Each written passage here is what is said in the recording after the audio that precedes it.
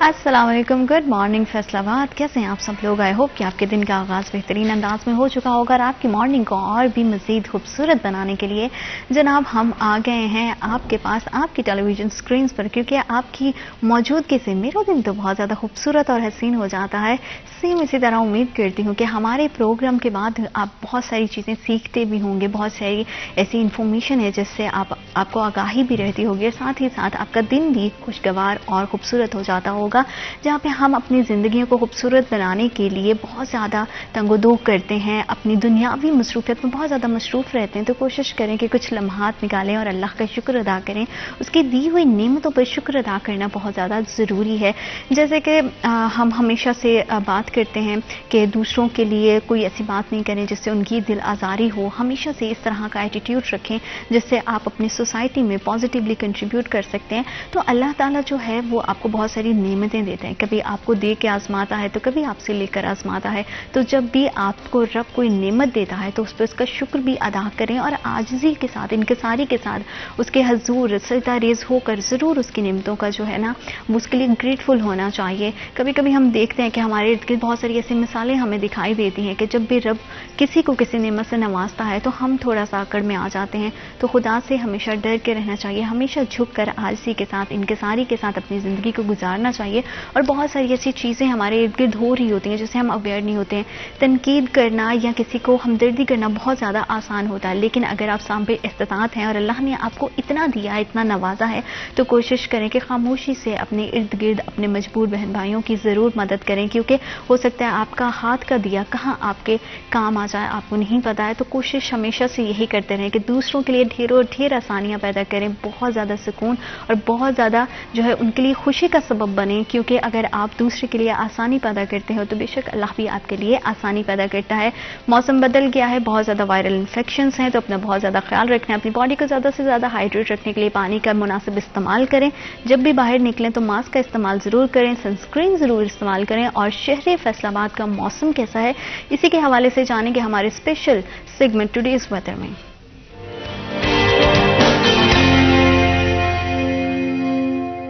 फैसलाबाद का मौसम कैसा है, सूरज किस ओर जो है वो करवट लेगा, इसी हवाले से अपडेट करेंगे हमारे रिपोर्टर हैं मोहम्मद अली नारू। जी नारू। जी बिल्कुल, शहर फैसलाबाद के मौसम की बात की जाए तो दिसंबर के आगाज के साथ ही इस सर्दी की शिद्दत में मजीद इजाफा होने लगा है। नवंबर के इख्तिताम पर सर्दी की शिद्दत बढ़ रही थी, जो कि अब दिसंबर के आगाज में मजीद बढ़ना शुरू हो गई है। महकमा मौसमियात के मुताबिक जो दिसंबर का दूसरा हफ्ता है उसमें सर्दी की शिद्दत मजीद बढ़ जाएगी। अगर आज के दर्जा हरारत की बात की जाए तो शहर फैसलाबाद का कम से कम दर्जा हरारत 10 डिग्री सेंटीग्रेड रिकॉर्ड किया गया है। ज्यादा से ज्यादा 24 डिग्री सेंटीग्रेड जाने का इम्कान है। हवा में नमी का तनासुब 92% है। शहर फैसलाबाद में हवाओं की रफ्तार 1 किलोमीटर फी घंटा रिकॉर्ड की गई है। दूसरी जानिब निगरान वफाकी हुकूमत के इकदाम से एयर क्वालिटी इंडेक्स में बेहतरी आ रही है दिन ब दिन, लेकिन फिर भी एयर क्वालिटी इंडेक्स जो है वो खतरनाक हद तक मौजूद है। अगर आज के एयर क्वालिटी इंडेक्स पॉइंट्स की बात की जाए तो 163 पॉइंट्स रिकॉर्ड किए गए हैं, जिसकी वजह से सांस लेने में थोड़ा सा दुश्वारी का सामना है, आंखों में जलन भी हो रही है शहरियों की। दूसरी जानिब गुज़श्ता दिनों की निस्बत जो स्मॉग है उसमें काफ़ी हद तक फ़र्क आया है, कमी वाक़ई हुई है। आगे भी तवक्को की जा रही है कि इसमें कमी अगर दूसरे हफ्ते सर्दी की शिद्दत बढ़ती है और बारिश हो जाती है तो मज़ीद कमी आएगी, बल्कि छटने के करीब होगी। जी थैंक यू अली, आप मौसम की सूरत हाल पे हमें अपडेट कर रहे थे। जैसे कि अली बता रहे थे कि स्मोक में काफ़ी फ़र्क है, लेकिन फिर भी जब आप घर से बाहर निकलें तो एहतियात लाजमी करें, क्योंकि आपकी सेहत हमारे लिए बहुत ज़्यादा इंपॉर्टेंट है। और सेहत के हवाले से बात करें तो सेहत जैसे जैसे मौसम बदलता है तो बहुत सारी तब्दीलियाँ सेहत में आती हैं। और अभी महकमा सेहत की जानिब से जो है 7 रोज़ा पोलियो मुहिम का भी आगाज़ किया गया था। ये मुहिम किस तरह से रही, कितनी आसान अंदाज है और क्या ये अपना टारगेट, जितनी भी पोलियो टीम्स हैं अपना टारगेट अचीव कर पाई हैं या नहीं, क्योंकि पोलियो के खतरे के बारे में हमेशा से जोर दिया जाता है कि एक ड्रॉप जो है वो आपके बच्चे की सेहत के लिए, उसकी ज़िंदगी के लिए बहुत ज़्यादा ज़रूरी है। अगर आप चाहते हैं कि वो किसी भी तरह की माजूरी से बचे तो बहुत ज़रूरी है कि जब भी पोलियो टीम्स आपके घर तक आएँ तो अपने बच्चे को ज़रूर पोलियो ड्रॉप्स पिलाएँ।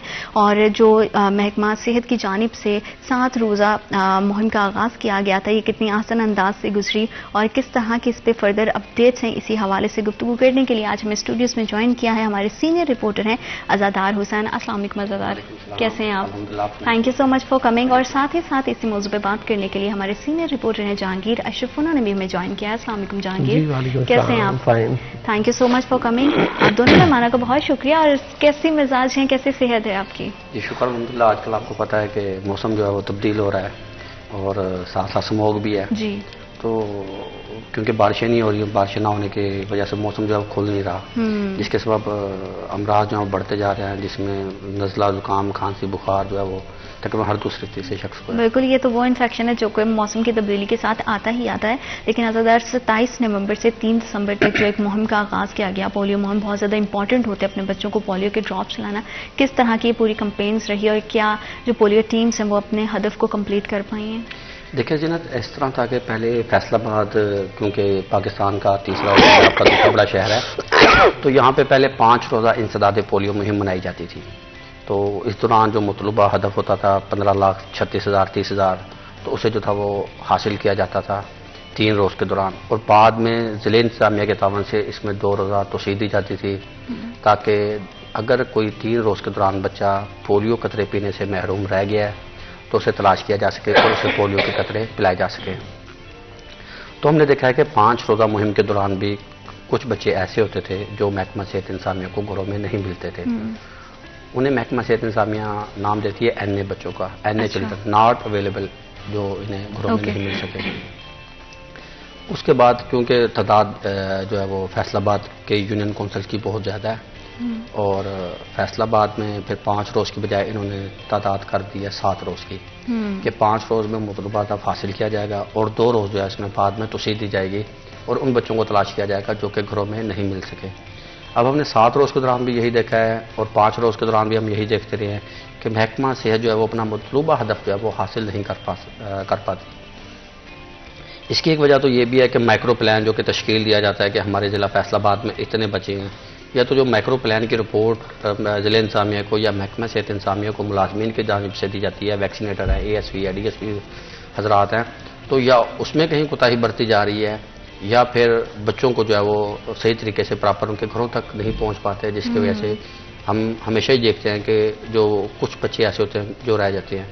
इस दफ़ा भी 15,36,000 बच्चों को पोलियो के कतरे पिलाने का हदफ मुकर्रर किया गया था और ये वो हदफ है जो कि हम तकरीबन 13-14 साल से तो मैं देख रहा हूँ कि ये वही हदफ चलता आ रहा है जी। और हैरत की बात यह है 15,36,000 से अब 13 साल गुजर चुके हैं। 13 साल में क्या नए बच्चे पैदा नहीं हुए, क्या आबादी में इजाफा नहीं हुआ?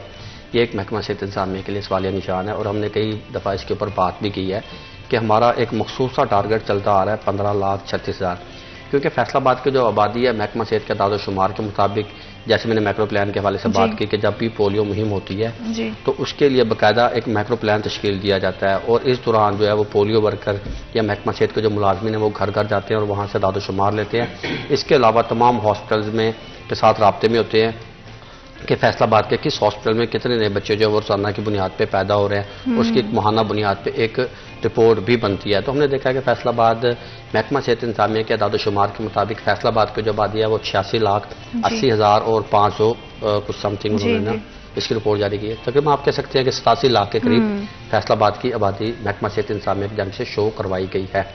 तो अब 15,36,000 का टारगेट था जो कि अब माह नवंबर और दिसंबर में जो पोलियो कैंपेन मनाई गई है तो इसमें 15,61,000 बच्चों को पोलियो के कतरे पिलाए गए। 15,36,000 का हदफ था, 15,61,000 बच्चों को पोलियो के कतरे पिलाए गए। इस तरह जो हदफ महकमा सेहत ने हासिल किया है वो 101 पॉइंट रहा है, यानी कि 101% हदफ हासिल किया है। अब इसमें 39,000 बच्चे ऐसे हैं 15,36,000 में जो कि घरों में महकमा सेहत इंतज़ामिया को नहीं मिल सके और जो 15,61,000 का हदफ हासिल किया है 15,61,000 में वो बच्चे शामिल हैं जो कि दीगर शहरों के रहायशी थे और उन्होंने फैसलाबाद सफ़र किया या नकल मकानी वाले मकामात से वो जब गुजर रहे थे तो उस दौरान उन्हें पोलियो टीमों ने कतरे पिलाए। तो इस तरह फैसलाबाद महकमा सेहत इंतज़ामिया ने 15,61,000 बच्चों को पोलियो के कतरे पिलाए हैं। तो 15,36,000 का टारगेट था। 39,000 बच्चे अभी ऐसे हैं जिन्हें महकमा सेहत इंतज़ामिया को घरों में नहीं मिल सके। अब क्या है, अब ये हुआ कि वैक्सीनेटर जो मुतल्लिका यूनियन काउंसिल्स के हैं उनके ज़िम्मे ये ड्यूटी लगा दी गई है 7 रोज़ या 14 रोज़ तक वो मुतासरा घरों की जो मॉनिटरिंग करेंगे और देखेंगे कि बच्चे घरों को वापस लौटे हैं। अगर वो वापस लौटे हैं तो उनसे पूछा जाएगा, उनके वालिदैन से, कि उन्होंने किसी दूसरे शहर में पोलियो के कतरे पिए हैं या नहीं पिए।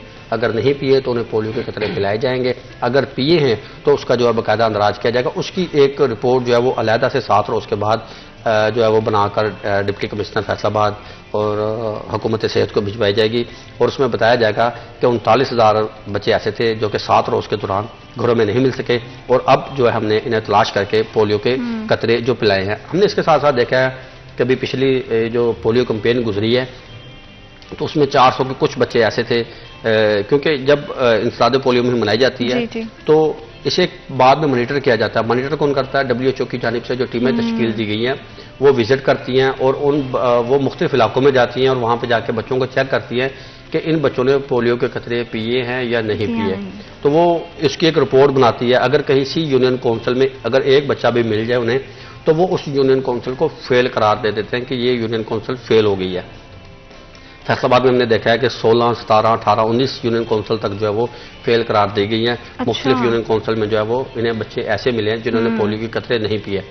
अब पिछली कैंपेन के वाले से बात की जाए तो इसकी एक रिपोर्ट जो थर्ड पार्टी है उनकी जानिब से इंकशाफ किया गया कि फैसलाबाद में तकरीबन 430 के करीब बच्चे ऐसे हैं जिनकी फेक एंट्री कर दी गई कि इन बच्चों ने पोलियो के कतरे नहीं पिए, मगर महकमा सेहत की जो पोलियो टीमें हैं इन्होंने अंदराज कर दिया कि हमने इन बच्चों को पोलियो के कतरे पिलाए हैं। उसकी तादाद तकरीबन 430 के करीब थी और वो 3 से 4 यूनियन काउंसिल में, आप देखें 3 यूनियन काउंसिल में 430 बच्चे फेक पकड़े गए हैं। तो हम कह सकते हैं कि एक यूनियन काउंसिल में 110 के करीब फेक बच्चों की जो थी वो एंट्री की गई, जिस पर महकमा सेहत इंतजामिया की जानिब से जो था वो WHO के अहकामात पर मुलाजमीन के खिलाफ जो था वो एक्शन लिया गया। मुलाजमीन की तनख्वाहों में से कटौती की गई और उसके साथ साथ उनके खिलाफ जो है वो पीटा एक्ट के तहत जो है वो कार्रवाई भी अमल में लाएगी। अब जो पॉलिसीज भी हैं, हर तरह का जो है हमारा डिपार्टमेंट काम भी कर रहा है, उसके बावजूद भी जो है आपको लगता है कि हमारे यहाँ जो है वो पेरेंट्स में भी थोड़ी सी उनकी भी कोताही होती है? जैसे आपने अन्य बच्चे बात की कि नॉट अवेलेबल बच्चे जो अब मिल ही नहीं सके घरों में, उन तक ना पहुंच जाने के पीछे की सबसे बड़ी वजह क्या है कि हमारी पोलियो टीम्स उन तक पहुंच नहीं पाती हैं?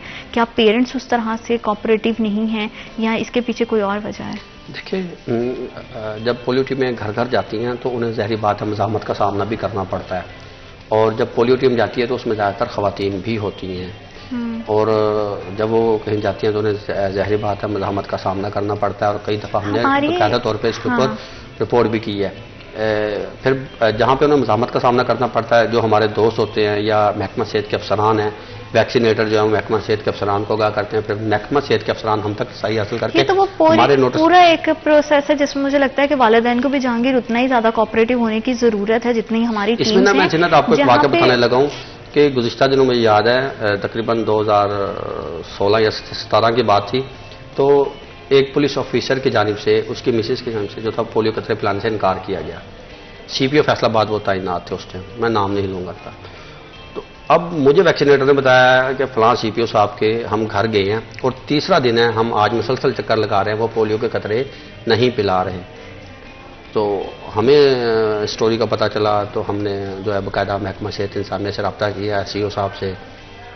तो ये हुआ कि हमारी निशानदेही पे वो उन्होंने कहा जी बच्चा पहले था वो कहते हैं घर नहीं है, वो अपने ननिहाल गया हुआ है, मगर बाद में वो बच्चा फिर घर से बरामद भी हो गया। फिर उन्होंने जो है पोलियो के कतरे पिए। देखिए आप इस लेवल का जो ऑफिसर हो, अगर वो पोलियो के कतरे अपने बच्चों को नहीं पिलाएगा तो फिर किसकी जिम्मेदारी आयद होती है? और यही वजह है कि हम देखते हैं कि महकमा सेहत की जब टीमें घर घर जाती हैं, देखें आपके घर तक जा रही हैं, 4800 टीमें फैसलाबाद जिला भर में जो तश्कील दी जाती हैं और इन 4800 टीमों में आप वो देखें कि जो बुनियादी मरकज़ी सेहत है, जिस जिला कौंसिल की डिस्पेंसरी है या RAC सेंटर है, वहां से अमला निकालकर डॉक्टर निकालकर यूनियन काउंसिल में तैनात किए जाते हैं। जब हम मराकज़ सेहत से अमला निकालते हैं तो जो मरीज होते हैं उन्हें ज़्यादा मुश्किलात का सामना करना पड़ता है। की और अमले दोनों की है जहांगीर, जहाँ पे पूरी दुनिया में जो है वो पोलियो पे काबू पा लिया गया है, लेकिन हम देखते हैं कि जो पाकिस्तान से वो आए दिन मतलब हर साल कोई ना कोई केस निकल आता है और ये अभी तक जो सिलसिला है वो खत्म होने का नाम नहीं ले रहा है। कितना ज्यादा जरूरी है इसमें शहरियों का भी और महकमे का भी जो है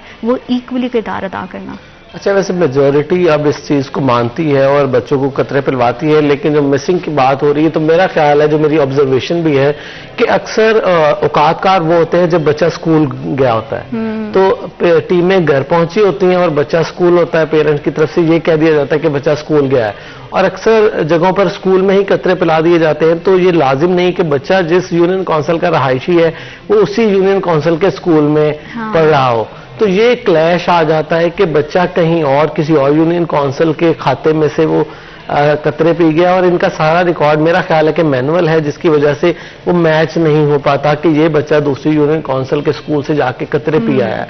और जब तक स्कूल से छुट्टी का टाइम होता है तो लाजिम नहीं कि वही टीम वापस दोबारा आपके घर आके कहे कि हम बच्चों को जी, अब देखिए हर घर से अगर एक एक दो बच्चा स्कूल गया है तो सारे बच्चों को दोबारा तो नहीं आके वो छुट्टी के बाद कतरे पिला सकते।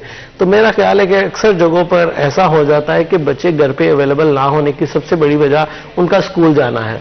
तो हमारे स्कूल जो हैं उनमें भी नो डाउट पोलियो की टीमें जाती हैं, वहां पे भी बच्चों को कतरे पिलाए जाते हैं, लेकिन वो मैच नहीं कर पाता और कई जगह पे दो दो दफा बच्चे को कतरे पिला दिए जाते हैं। ऐसा भी मैंने देखा है, क्योंकि हमारे यहाँ अक्सर वो एक तो निशान लगाते हैं ना, लेकिन मैंने कई दफा देखा है कि वो कहते हैं कि मार्कर खत्म हो गया हमारे पास, हम कल आके निशान लगा देंगे। ये मतलब हो चुका है वाकया मेरे साथ भी, लेकिन वो तो बच्चे को कतरे पिलाए तो उन्होंने कहा निशान नहीं लगाया, लेकिन वो उसकी एंट्री दो जगह हो गई ना बच्चे की। उस यूनियन काउंसिल में स्कूल वाले ने कर ली, इधर दूसरी घर रहाइश वाले में उसने एंट्री कर ली। जैसे अज़ादार बता रहे हैं कि एंट्रियां बाज़-औक़ात बोगस एंट्रियां भी हो जाती हैं कि जी आपके घर में कितने बच्चे हैं, जी इतने बच्चे हैं, 5 साल से कम कितने, जी इतने, जी हमने कतरे पिला दिए। वो स्कूल गया है तो आपने ये बता रहे हैं कोई और, अच्छा बाकायदा कह दिया जाता है कि कोई और टीम आए तो उन्हें कहना है ना कि बच्चों को कतरे पिला दिए हैं, ऐसा भी होता है।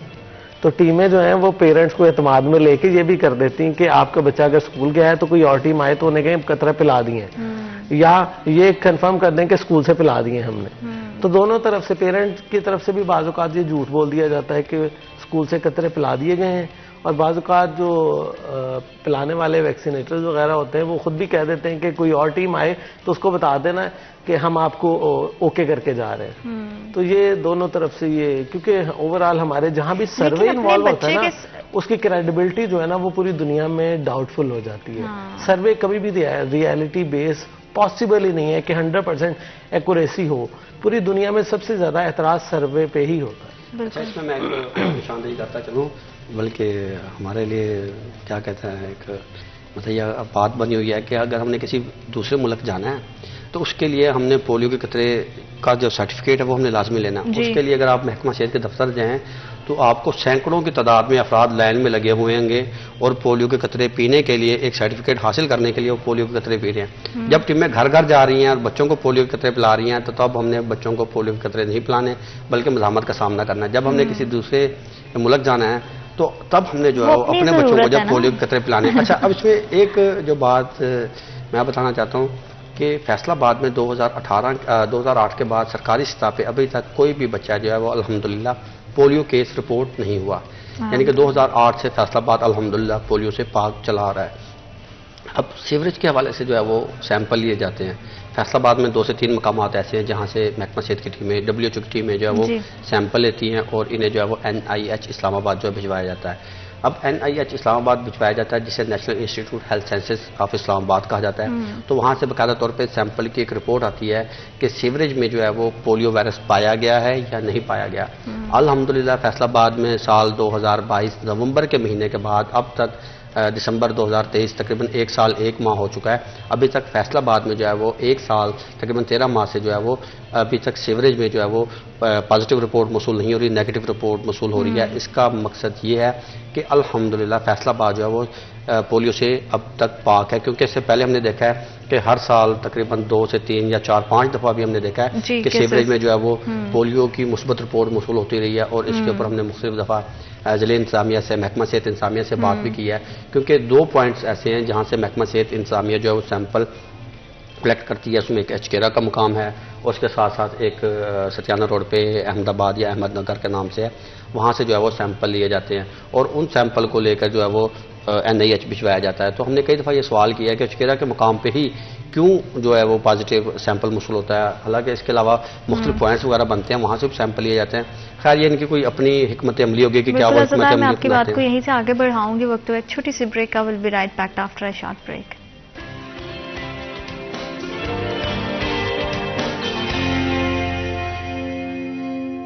Welcome back after short break. आप देख रहे हैं सिटी एट 10 और सेहत के हवाले से बात करें तो बहुत ज़्यादा ज़रूरी होता है वालिदैन का और हमारे हुकूमती जितने भी इदारे हैं उनका इक्वली कंट्रीब्यूशन होना चाहिए, क्योंकि पोलियो का आगाज़ बाकायदा हुआ था और एक हफ़्ता तक जो है ये पूरी मुहिम चली और पोलियो टीम्स ने घर घर जाके पोलियो के कतरे भी पिलाए। वहाँ पे वालिदैन की भी जिम्मेदारी बनती है और थोड़ी सी स्कूल स्टाफ की भी मैं कहूँगी उसमें जिम्मेदारी बनती है कि अगर बच्चा जहाँ पे मौजूद है उसके लिए ज़रूरी है कि उसको पोलियो के कतरे पिलाए जाएं, क्योंकि इसकी पूरी ज़िंदगी का सवाल होता है। किसी भी तरह की मजदूरी को आगे देखें, क्योंकि जिस बच्चे को पोलियो हो जाता है वो ज़िंदगी भर के लिए डिसेबल हो जाता है।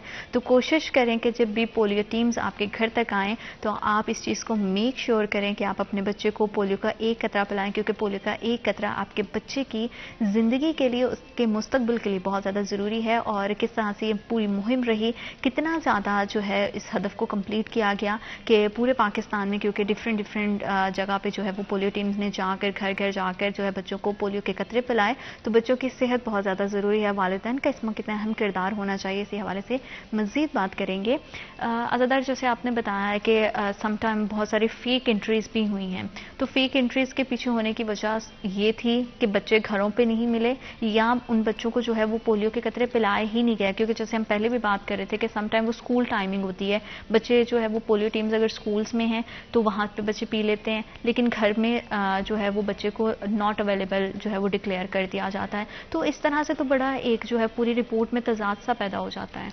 देखिए, मैंने जैसे आपको पहले बताया ना कि माइक्रो प्लान एक तश्कील दिया जाता है, पूरा माइक्रो प्लान तश्कील दे के फैसलाबाद की इतनी आबादी है और इतने बच्चों की उम्र जो है वो 5 साल से कम है, उसके बकायदा एक रिपोर्ट जो है वो ज़िला इंतज़ामिया और फिर हुकूमती सतह पे जो है वो भिजवाई जाती है, उसे माइक्रो प्लान का नाम दिया जाता है। उसका मकसद ये होता है कि जी हमारे ज़िला फैसलाबाद में इतने बच्चे हैं जिन्हें हमने पोलियो के कतरे पिलाने हैं। अब जैसे मैंने पहले जिक्र किया कि 15,36,000 का हदफ महकमा सेहत इंतज़ामिया की जानिब से मुकर्रर किया गया था। ये 15,36,000 का हदफ तब था जब 5 रोज़ा इंसदाद पोलियो मुहिम मनाई जाती थी और तब भी बच्चे जो थे वो घरों में महकमा सेहत इंतज़ामिया को नहीं मिलते थे। और अब तकरीबन इतना अर्सा गुजर चुका है और उसके बाद भी अभी तक 15,36,000 का जो है वो हदफ मुसलसल चलता आ रहा है।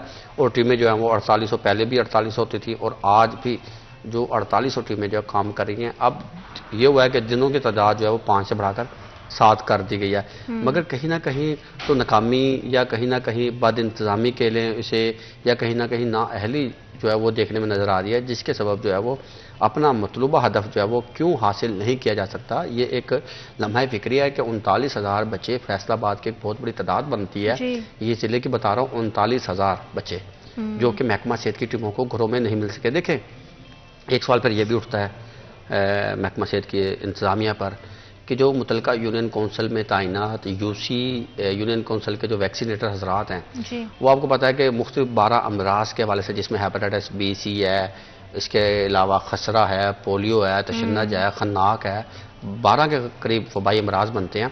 तो उन अमराज मौजी अमराज बनते हैं, उन्हें बचाने के लिए बच्चों को जो है हिफाजती वैक्सीन लगाई जा रही है।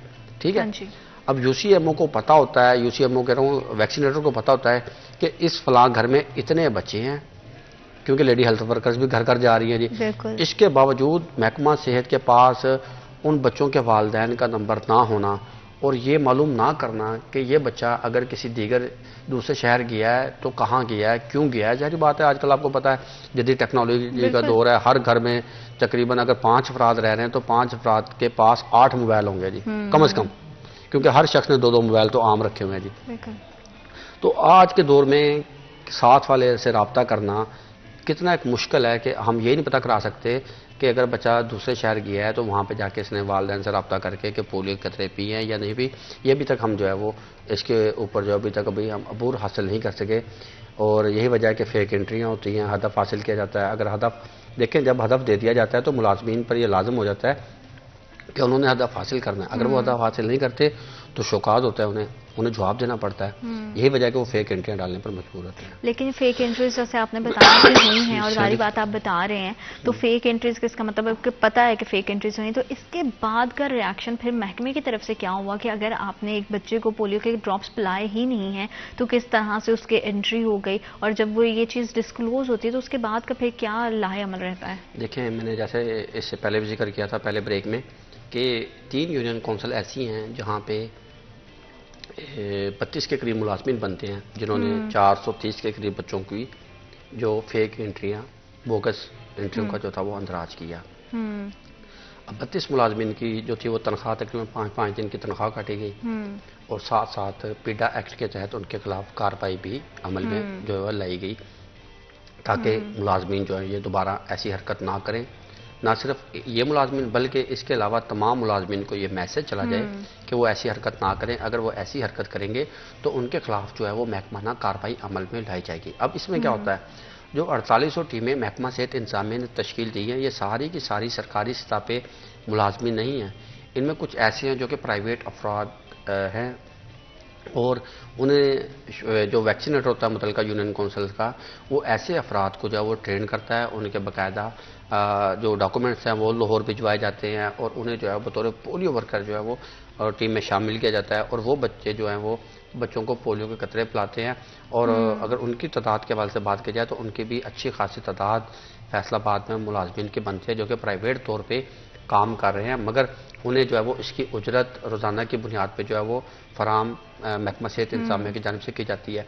अब वो जो है मुलाजमीन अगर वो बच्चों को पोलियो के कतरे पिलाएं या ना पिलाएं उनकी सेहत पे कोई असर नहीं होगा, क्योंकि वो आपको पता है कि डेली वेजेस थे, उन्होंने उजरत के ऊपर काम किया, तो उन्हें किसी किस्म की कोई परवाह नहीं है बच्चों को पोलियो के कतरे पिलाएं। यानी जिम्मेदारी किसकी है? जिम्मेदारी बन जाती है सरकारी मुलाजिम की कि उसे पता है कि अगर मैं पकड़ा गया तो मेरे खिलाफ जो है वो महकमाना कार्रवाई होगी, पीडा एक्ट के तहत कार्रवाई की जाएगी, मैं जो है नौकरी से भी हाथ धोना पड़ सकता है। अब इसके साथ साथ क्योंकि सारा दिन ज़ाहिर बात है मुलाजमीन के पास बैठते हैं, मुलाजमीन से लेके अफसरान तक बैठते हैं, तो कई मुलाजमीन से फिर हम बात करते हैं तो हम कहते हैं कि यार किस तरह आप लोग हदफ हासिल करते हो, तो वो कहते हैं कि जी अब नकल मकानी वाले अगर घर घर आप जा रहे हैं, घर घर जाके तो आप मार्कर का निशान लगा देंगे, चौक से लिख देंगे कि 4 बच्चे थे, इनमें से 3 की उम्र 5 साल से कम थी और एक बच्चा जो था वो 5 साल से ज़्यादा था, इसलिए हमें उसे कतरे के नहीं पिलाए, उसकी बाकायदा तौर पर निशानदेही की जाएगी। नकल मकानी वाले मकामात जहाँ से शहरी आ रहे हैं जा रहे हैं बच्चों के हमरा, वहाँ पे जो है वो आपको मॉनिटर करना भी बहुत मुश्किल होता है, क्योंकि ज़्यादा से ज़्यादा किसी स्टॉप में अगर कोई बस रुकती है, कोई वैगन रुकती है, कोई रिक्शा रुकता है, वो 5 से 10 मिनट के लिए रुका और उसने अपनी मंजिल की तरफ जो है वो रवां दवा हो जाएगा। तो ऐसे होता है कि मुलाजमीन को जब दे दिया जाता है कि हदफ आपने इतने बच्चों को पोलियो के कतरे पिलाने हैं, तो वो क्या करते हैं, वो फेक एंट्रियाँ करते हैं। अब वो फेक एंट्रियाँ करते हैं, अब पोलियो वैक्सीन कहाँ जाती है, ये एक सवालिया निशान है। जो पोलियो वैक्सीन में मौजूद ड्रॉप्स वगैरह होते हैं, जो कतरे होते हैं, तो मैंने पूछा मुलाजमीन से इसका क्या करते हो आप लोग ना, फिर तो वो तो इसी तरह सेफ रहती है, तो वो कहते हैं वो नाली में हम बहा देते हैं। अब वो नाली में जो है कतरे बहा देते हैं, अब वो नाली में कतरे बहाते हैं, फेक एंट्रियाँ करते हैं जी एक मतलूबा हदफ हासिल करने के हवाले से कि हमें इतना हदफ दिया गया और हमने बच्चों को जो है वो इतने कतरे पिलाने हैं।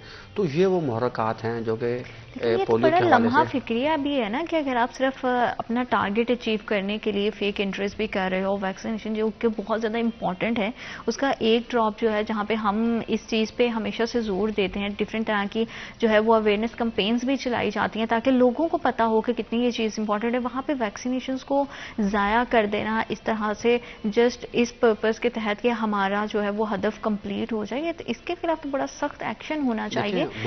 सिर्फ ये नहीं है कि तफ्तीश की और हल्के फुल्का कुछ किया, मतलब बड़ा संगीन जुर्म है। देखिए जीनत, इसमें यह होता है ना कि मुलाजिम ने अपनी नौकरी बचानी है, उसने अपने घर का निज़ाम देखना है, उसे पता है कि अगर मुझे 110 बच्चों को आज पोलियो के कतरे पिलाने का हदफ दिया गया है और मैंने 110 बच्चों को पोलियो के कतरे नहीं पिलाए तो मेरे खिलाफ जो है वो कार्रवाई अमल में लाई जाएगी। और कम बच्चों को मैंने आज पोलियो के कतरे पिलाए तो वो जो है वो उस कार्रवाई से बचने के लिए जो इस तरह की फेक एंट्रियाँ करते हैं।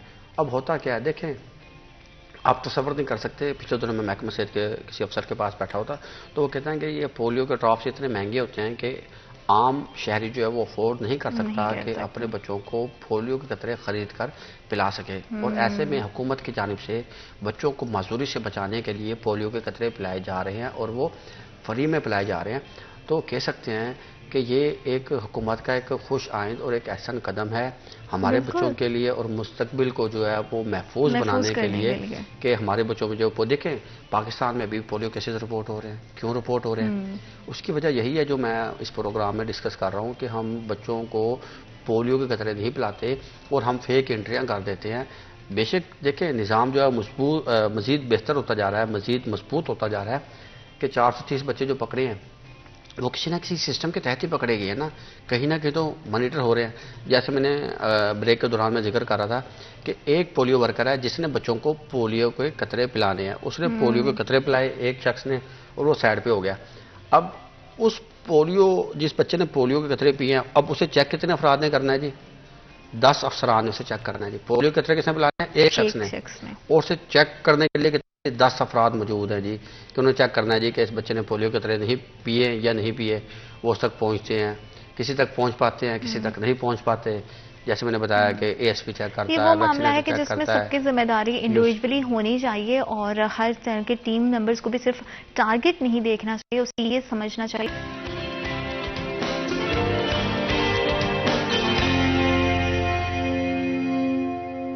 Welcome back after short break. आप देख रहे हैं सिटी एट 10 और शहर में जब भी हम सिस्टम की बात करते हैं तो यहाँ के किसी भी शहर की अगर हम बात करें तो कानून का मुस्तहकम होना और उसका मजबूत होना बहुत ज़्यादा ज़रूरी है और इसी तरह से कानून साज इदारों का जो है मुस्तहकम होना भी उतना ही ज़्यादा इम्पॉर्टेंट है। क्योंकि हम सब जानते हैं कि बहुत बार मेरे पहले भी प्रोग्राम्स में हम बात कर चुके हैं कि फैसलाबाद में डिस्ट्रिक्ट बार इलेक्शन जो है वो अपने जोर पर हैं, पीक पे हैं और इंशाल्लाह जल्द होंगे। इसके बाद क्या किस तरह के मसाइल हैं और उन पर तो हम हमेशा से बात करते रहे हैं, लेकिन ये इलेक्शन कितने ज़्यादा अहमियत के हामिल हैं, इसी हवाले से हम जो है वो आज के सेशन में बात करेंगे कि इनका होना कितना ज़्यादा इंपॉर्टेंट है और इनके हो जाने के बाद क्या आने वाले दिनों में जितने भी बार के मसाइल हैं उनको हल किया जाएगा या नहीं। तो अज़ादार, जैसे कि हम जानते हैं कि एक जो है बड़ा मज़ेदार सा माहौल वैसे भी सियासत में भी इलेक्शंस के हवाले से बना हुआ है और बार में भी बना हुआ है। तो बार के मसाइल के हवाले से तो हमने बहुत ज़्यादा प्रोग्राम्स किए हैं कि किस तरह के मसाइल चल रहे हैं, लेकिन डिस्ट्रिक्ट बार इलेक्शंस का होना कितना ज़्यादा इम्पॉर्टेंट है, इसकी क्या अहमियत है? देखिए, जो सियासतदानों के इलेक्शन होते हैं और जो बाहर के इलेक्शन हैं ये बहुत मुख्तलिफ है। क्योंकि आपने एक पूरे हल्के को विजिट करना है। अगर आप एनए का इलेक्शन लड़ रहे हैं या आप सूबाई का इलेक्शन लड़ रहे हैं तो आपने उस हल्के तक महदूद होकर जो है वो आपने कंपेन कर दिया।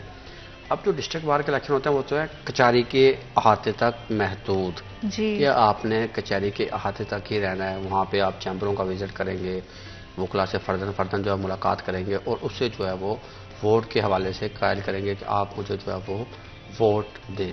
फैसलाबाद में वकला के इलेक्शन जो है वो बहुत अहमियत के हामिल है और हम देख रहे हैं कि हर साल जो है वो इनकी अहमियत जो है वो वकला के इलेक्शन की शहर में जो है वो बढ़ती जा रही है।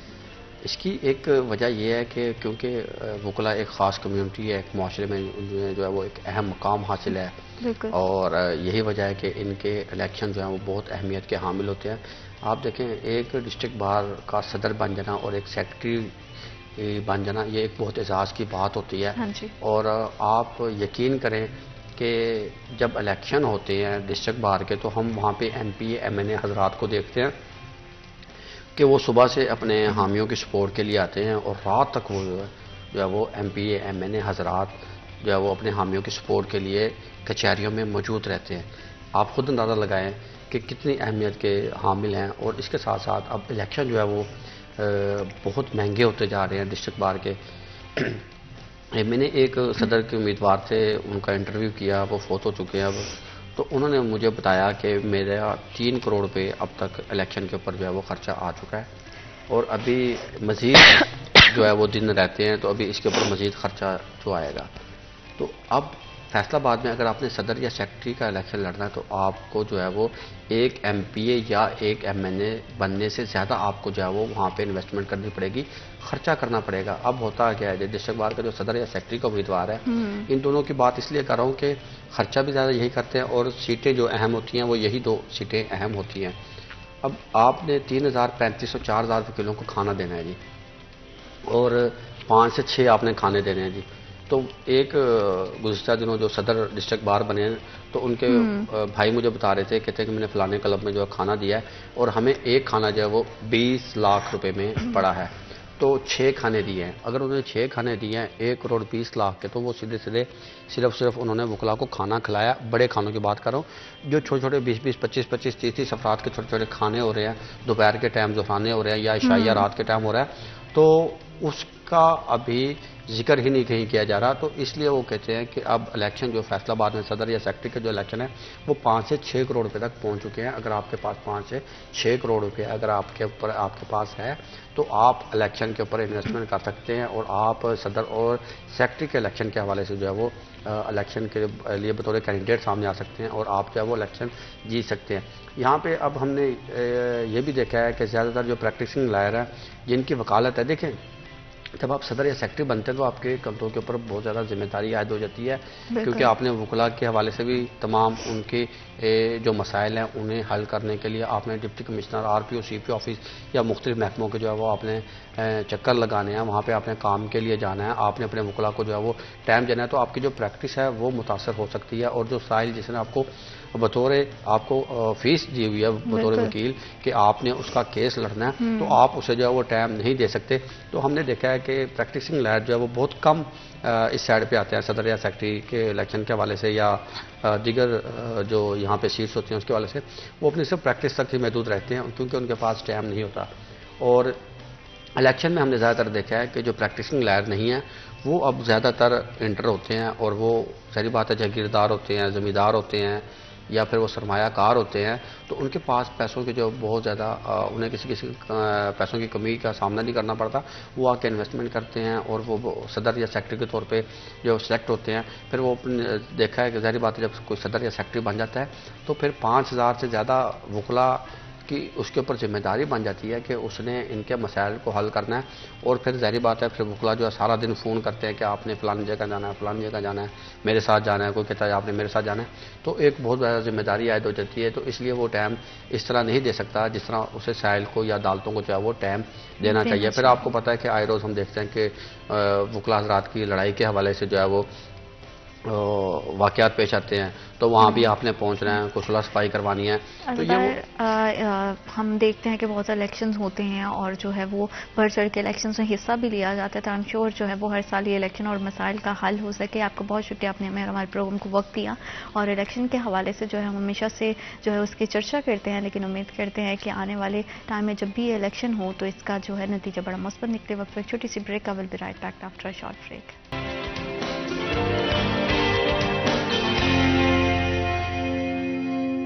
Welcome back after a short break. आप देख रहे हैं सिटी एट 10। बिल्कुल जैसे कि भाव के हवाले से हम देखते हैं तो मार्केट में सब्जी, चिकन और ये दालें ऐसी चीज़ें हैं जिनके बगैर हमारा बिल्कुल भी गुजारा नहीं है। आम घर में बात की जाती है कि फ्रूट्स के बगैर जो है वो गुजारा हो सकता है। अगर आप अफोर्ड नहीं करते हो तो आप फ्रूट नहीं खरीदो, लेकिन सब्जी एक ऐसी चीज़ है, चिकन एक ऐसी चीज़ है जिसके बगैर मुझे लगता है कि हर घर की बुनियादी ज़रूरत है। चलें अगर आप अपनी रोज़मर्रा रूटीन से जहाँ पे आप वीक में 2 बार या 3 बार चिकन बनाते थे, अगर आप एक बार बनाना शुरू कर दोगे तो भी जो है वो गुजारा चल जाएगा। लेकिन अगर सब्जियों के रेट आसमानों से बातें करेंगे तो गुजारा बहुत ज़्यादा मुश्किल हो जाएगा, क्योंकि हमें पता है कि बहुत ज़्यादा महंगाई है और महंगाई से सताई हुई आवाम जो है वो रिलीफ चाहती है।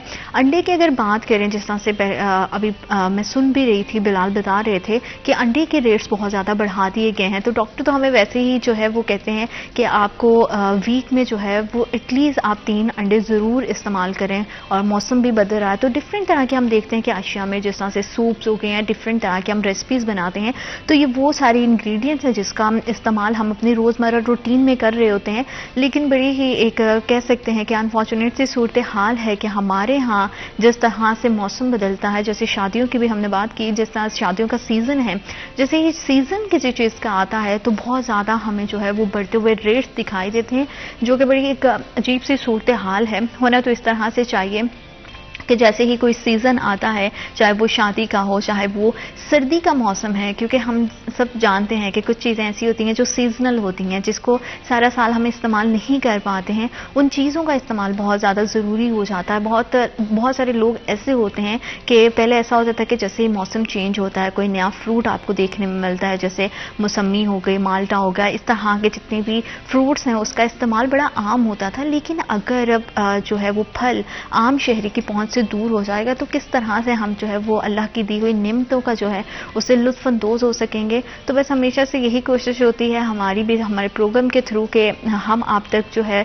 वो बहुत सारी आसानियां आपके लिए पैदा कर सकें। और हमेशा से इस बात पर जोर दिया जाता है कि महंगाई को कंट्रोल करना बहुत ज़्यादा ज़रूरी है, क्योंकि महंगाई का एक डायरेक्टली असर जो है वो हम इस बात पर भी ला सकते हैं कि बेरोज़गारी बहुत ज़्यादा बढ़ गई है।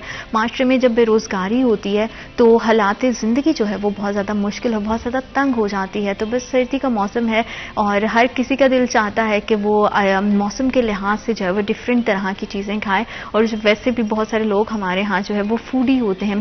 ड्राई फ्रूट का इस्तेमाल क्योंकि हम पूरा साल नहीं कर पाते हैं तो हमारे लिए यही मौसम होता है कि जिसमें हम ड्राई फ्रूट, और अगर कोई कुछ भी नहीं खा रहा है तो मूंगफली का इस्तेमाल तो हर कोई करता है। तो बस जो महंगाई है और बढ़ते हुए रेट्स है, इसकी वजह से मुझे लगता है कि इस साल लोगों के लिए बड़ा मुश्किल हो जाएगा मज़ीद इस तरह की चीज़ों से भी लुत्फानंदोज़ होना, जिस तरह से हमारे ड्राई फ्रूट्स में आ गए हैं। हमारे पास मूंगफली है, इसका इस्तेमाल हम कर सकते थे, लेकिन अब क्योंकि ड्राई फ्रूट की कीमतें बहुत ज़्यादा बढ़ चुकी हैं तो कोशिश करें कि जितनी भी आपकी जो आप चीज़ें अफोर्ड कर सकते हैं आप ज़्यादा से ज़्यादा उसे इस्तेमाल करें। अपनी ज़िंदगी में कभी भी जो है वो गिले शिकवे नहीं करने चाहिए, जितना हो जो हो उसी को अपनी ज़िंदगी में आगे लेकर चलना चाहिए। अल्लाह की दी हुई निमतों का शुक्र अदा करना चाहिए और बस उस राज़िक से जो है वो आसानियों की उम्मीद और दुआ करनी चाहिए। वक्त हुआ एक छोटी सी ब्रेक का, ब्रेक के उस पार मिलेंगे और मज़ीद गुफ्तगू करेंगे शहर फैसलाबाद के हवाले से। Will be right back after a short break.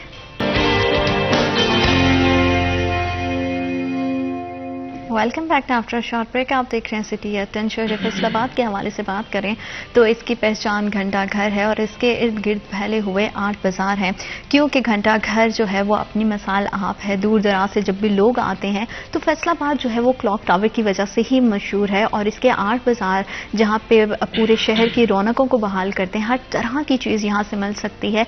दूर दराज से लोग भी यहाँ पे शॉपिंग करने के लिए रुख करते हैं, क्योंकि कारोबारी नज़रिए से अगर देखा जाए तो ये 8 बाजार और जो घंटा घर हैं ये अहम मरकज़ है तजारत के लिहाज से, कारोबारी ज़िंदगी के लिहाज से। हमेशा से हम जो है जब भी बाजार की बात करते हैं तो हमारे जहन में आती हैं कि ज़रूरियात अशिया कि किस तरह से हम अपनी ज़िंदगी की ज़रूरियात को यहाँ से पूरा कर सकते हैं। लेकिन वहाँ पर बैठे हुए ताजरों के बहुत सारे मसाइल हैं और उन मसाइल को किस तरह से हल किया जा सकता है और कितना इंपॉर्टेंट है कि जब भी पॉलिसीज़ बनाई जाएँ वो कितनी लॉन्ग टर्म होनी चाहिए और उसमें स्टेक होल्डर्स का और हमारे जितने भी गवर्नमेंट ऑफिसर्स हैं उनका एक प्लेटफॉर्म पर बैठ के बातचीत करना, क्योंकि कहते हैं कि कम्युनिकेशन से बहुत ज़्यादा मसाइल को हल किया जा सकता है। तो क्या कम्युनिकेट करके डायलॉग्स के ज़रिए जितने भी 8 बाज़ारों के मसाइल हैं इन पर काबू पाया जा सकेगा और मुस्तकबिल करीब में क्या हम इसके जितने भी मसाइल हैं उसको हल होते हुए देखेंगे और कितनी बेहतरी इसमें आएगी। इसी हवाले से बात करने के लिए आज हमें स्टूडियोज़ में दो बहुत ही ख़ास मेहमानों ने ज्वाइन किया। मैं उनसे आपका तारुफ करवा देती हूँ। हमारे साथ मौजूद हैं वसीम ज़बीउल्लाह, सदर चनियोट बाज़ार, सदर अवामी रेस्टोरेंट्स एसोसिएशन फैसलाबाद। अस्सलाम वालेकुम सर। जी वालेकुम सलाम। कैसे हैं आप? जी अल्लाह का शुक्र। Thank you so much for coming. आपका हमें और हमारे प्रोग्राम को वक्त देने का बहुत शुक्रिया। साथ ही साथ हमें स्टूडियोज में ज्वाइन किया है अबू बकर शरीफ संधू हैं, ताजर कचहरी बाजार फैसलाबाद। अस्सलाम वालेकुम, कैसे हैं आप? Thank you so much for coming. आप दोनों मेहमानों का बहुत शुक्रिया।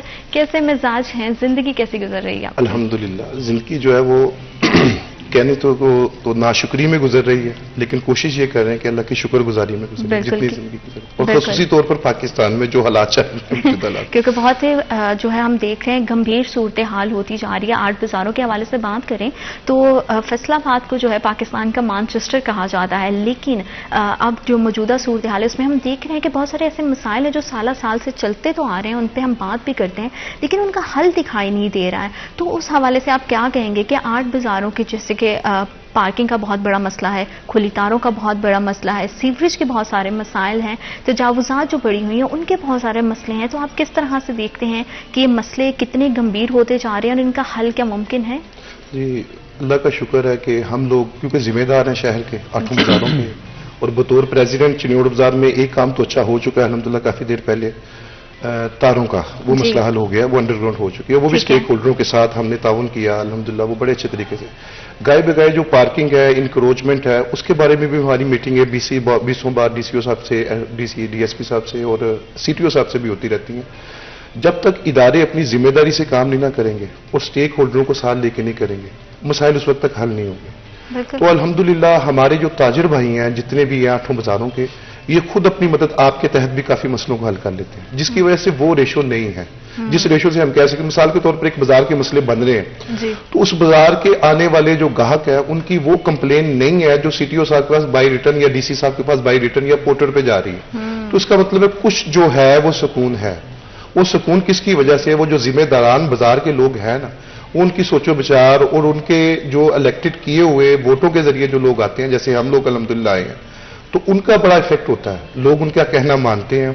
किसी जगह भी कोई रुकावट है, इससे पहले ट्रैफिक वाला आए या इंक्रोचमेंट वाला आए, दुकानदार एक दूसरे को कह के वो कर लेते हैं। बाकी मसले जो हैं वो हल होने के लिए हमारे चिन्योड़ बाजार के बाहर, कचहरी बाजार के बाहर पार्किंग प्लाजों की जगह है और गवर्नमेंट काम भी कर रही है, लेकिन वो काम करने की अभी तक म्यादे मुद्दत तय नहीं की गई कि 2023 है और ये 2030 तक मुकम्मल होना है या 35 तक। जो गवर्नमेंट आती है वो कुछ ना कुछ वो मिट्टी झाड़ती है गोंगलों से, उतना काम होता है, उसके अलावा काम कोई नहीं हो रहा। और उसमें यह भी है ना कि काम बहुत स्पीडअपली नहीं होता, जिसकी वजह से जो है प्रोजेक्ट जो शुरू तो किए गए हैं लेकिन वो कभी भी हम देख रहे हैं कि बहुत सारे टाइम से अपने पाया तक मिल तक नहीं पहुंचे और उसमें गवर्नमेंट चेंज होती रहती है। जब भी नया गवर्नमेंट का कोई बंदा आता है तो वो जो है मनसूबा को वहीं से स्टार्ट करने की कोशिश करता है या उसको आगे बढ़ाने की कोशिश ही नहीं की जाती है। बिल्कुल ऐसे ही होता है जी, बिल्कुल आपने सही फरमाया। और होता भी है कि जो हमारे इंतजामिया के लोग हैं, जो ऊपर डायरेक्टर साहबान हैं या जो डीसी साहबान है, जब ये आते हैं तो एक नंबरिंग गेम होती है कि मैंने इधर 2 साल गुजारने हैं तो मेरे 2 साल जो 2 साल आराम से सुकून से जो गुजर जाए। उस टाइम पीरियड में काम नहीं होता। जब तक हैजे कौम हमने गिव एंड टेक नहीं ना करना, उस वक्त नीयतों का साफ नहीं होना और बगैर मुफादात के। देखिए अगर मेरे बाजार में मेरे मुखालिफ कोई है तो उसको ये नहीं होना चाहिए काम मैं करवा रहा हूं तो वो इनाम लेके जाए। भाई ताजिर काज के लिए जो मुफादात हैं वो हैज सेम ही है सारों के। मसले का हल होना चाहिए, चाहे मेरे जरिए हो चाहे मेरे मुखालिफ के प्रेसिडेंट के जरिए हो। मेरा कहने का मकसद ये है कि मुफादात के ऊपर कोई भी ना सियासी जंग होनी चाहिए ना, जहां पे इंसानियत को ज्यादा फायदा हो उससे अल्लाह की जात भी राजी होती है और जिंदगी का भी जो है ना वो मकसद कामयाबी की तरफ जाता है। बेशक बेशक। वो बकर आप इस चीज से कितना इत्तेफाक करते हैं कि ताजिर बरादरी का मुत्तहिद होना और मसाइल के हल पे जो है वो फोकस करना बहुत ज्यादा जरूरी है, ना सिर्फ कि अपने जाती मफादात में पड़ते जाएं या अपनी तंजीम को सिर्फ देखा जाए कि ताजिर बरादरी की ये मेरी तंजीम है मैं इसी को फॉलो करूंगा। मसाइल का हल होना इंपॉर्टेंट है। देखें जी, ताजरों का यहाँ तक ताल्लुक है, ताजर बहुत ही जिम्मेदार शहरी हैं माशरे के और ख़ास तौर पे 8 बाजारों के ताजरों का अगर जिक्र किया जाए तो ये बहुत जिम्मेदार ताजर हैं। ठीक है ना, ये आहे बगाहे इंतजामिया के साथ बैठते भी हैं मसाइल के हल के लिए। ठीक है, उनके साथ बैठ के मामलात को सुलझाते भी हैं। तो बहुत सारे मामलात जो है वो सुलझ जाते हैं, कुछ रह भी जाते हैं। तो ये है कि इंशाल्लाह वो भी with the passage of time हल हो जाएंगे। ठीक है ना, तो इंतजामिया भी तावन करती है ताजर तंजीमों के साथ। ठीक है, तो देखना ये चाहिए इंतजामिया को कि जो एक जिम्मेदार ताजर है उसमें और एक गैर जिम्मेदार जो ताजर है उसमें इंतजामिया को फर्क जरूर करना चाहिए। इंतजामिया से भी दरख्वास्त है कि वो उनमें डिफरेंशिएट लाजमी करें कि एक जिम्मेदार ताजर जो है उसमें और एक गैर जिम्मेदार ताजर में बहुत फर्क है। जैसे कि एक ताजर जो है वो अपने जाती मफादात के लिए बाजार के मसाइल को लेके चलता है, उसको हाईलाइट करता है। एक ताजर है उसने बाजार के मसाइल को हल करने के लिए इंतजामिया के पास हाजिर होना है और लोगों की फलाह के लिए मसाइल की असल हल दही के लिए जो है वो इंतजामिया के पास जाना है और उनको रिक्वेस्ट करनी है कि ये हमारे मसाइल हैं, इनको हल किया जाए। जैसे कि आपने बताया कि ताजर जो है वो बड़े जिम्मेदार हैं, जिम्मेदार शहरी हैं, सारी बार उन्होंने कारोबार वहां से करना है। इंतजामिया भी अगर ताउन कर रही है और ताजर भी जिम्मेदार है तो फिर कहाँ पे कौन सी ऐसी वजह है जहां पे हम लैग कर रहे हैं? जैसे कि बहुत बड़ा मेजर इशू अगर बाजार के अंदर एंटर होते हुए देखा जाए तो एक तो हमें पार्किंग का दिखाई देता है, जैसे कि अभी वसीम साहब ने भी बात की कि पार्किंग प्लाजाज तो मौजूद हैं लेकिन उसकी जो तामीर है वो उस तरह से जितनी जल्दी कंप्लीट हो जानी चाहिए थी उस तरह से कंप्लीट नहीं हुई, जिसकी वजह से हम देखते हैं कि जब रोड के साइड पे पूरी की पूरी हम जाके पार्किंग कर देते हैं, अपनी बाइक्स लगा देते हैं, तो ट्रैफिक का निज़ाम भी बुरी तरह से दरहम बरहम हो जाता है। जब दोनों तरफ से ही लोग जिम्मेदार हैं तो फिर वजह क्या है कि मसाइल नहीं हल हो पा असल रहे? में ताजर जो है ना, ताजर टैक्स देने वाले, ठीक है, जिम्मेदार शहरी हैं, ठीक है। ताजरों में अगर आप देखें तो ये सबसे ज्यादा टैक्स देते हैं। दूसरी चीज पार्किंग प्लाजे की है, पार्किंग प्लाजे की जगह एलोकेट है, ठीक है। उसके फंड्स ना होने की वजह से वो उसकी जो तमीर है वो पॉसिबल नहीं हो सकी। तो पिछली गवर्नमेंट में ये था मामला, ज़ेरे गौर आया, हम भी इंतजामिया के पास आहे बगाहे गए हैं और ये इशू को हाईलाइट किया है कि बाजार में पार्किंग के इश्यूज जो हैं वो गंभीर होते जा रहे हैं with the passage of time. तो इंतजामिया के भी ये माइंड में है बात, लेकिन due to shortage of funds ये जो प्रोजेक्ट है ये कंप्लीट नहीं हो सका।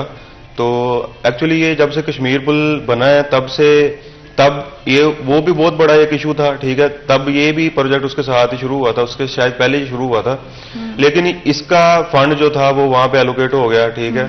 और क्योंकि वो भी पूरे फैसलाबाद के लिए एक इशू था, ठीक है, इस वजह से ये प्रोजेक्ट अभी तक कंप्लीट नहीं हो सका। तो इंतजामिया के पास जाते रहते हैं, हम उनको दोबारा से रिक्वेस्ट करते रहते हैं, सीटीओ साहब के पास भी जाते हैं, पार्किंग के मसले मसाइल जो है उनको हल किया जाए। जैसे बाइक्स की लाइन है वो उनसे रिक्वेस्ट की है कि 1 से 2 की जाए, एक साइड पे की जाए, दूसरी साइड जो है उसको क्लियर किया जाए।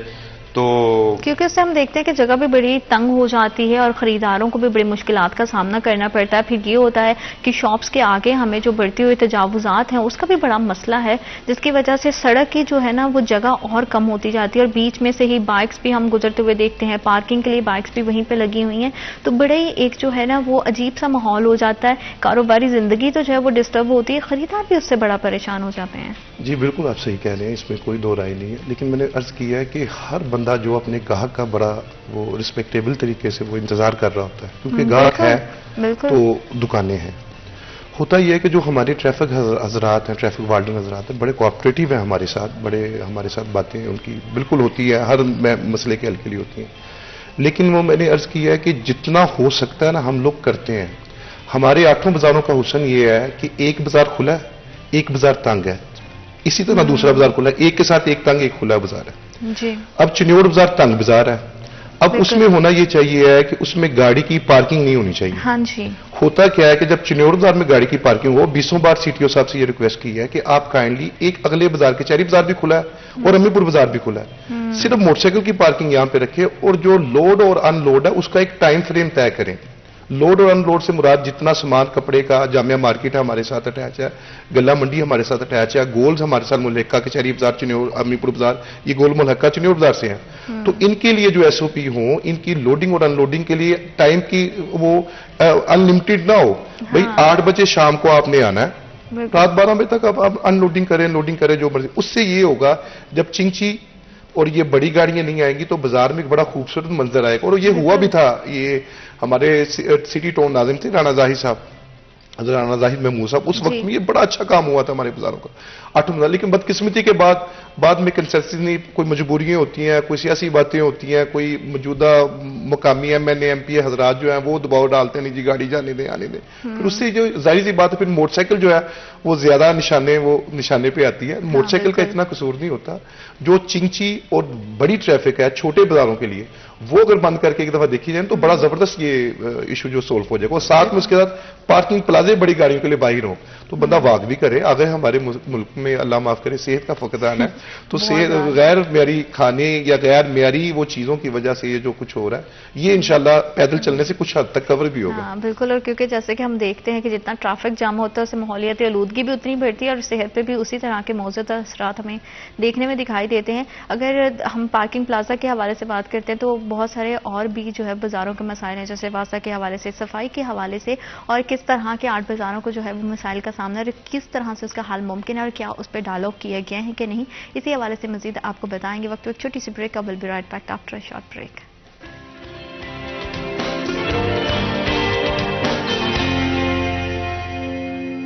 Welcome back after short break. आप देख रहे हैं सिटी एट 10। शहर फैसलाबाद के आर्ट बाजार जो है यहाँ का हुस्न है, यहाँ की खूबसूरती है।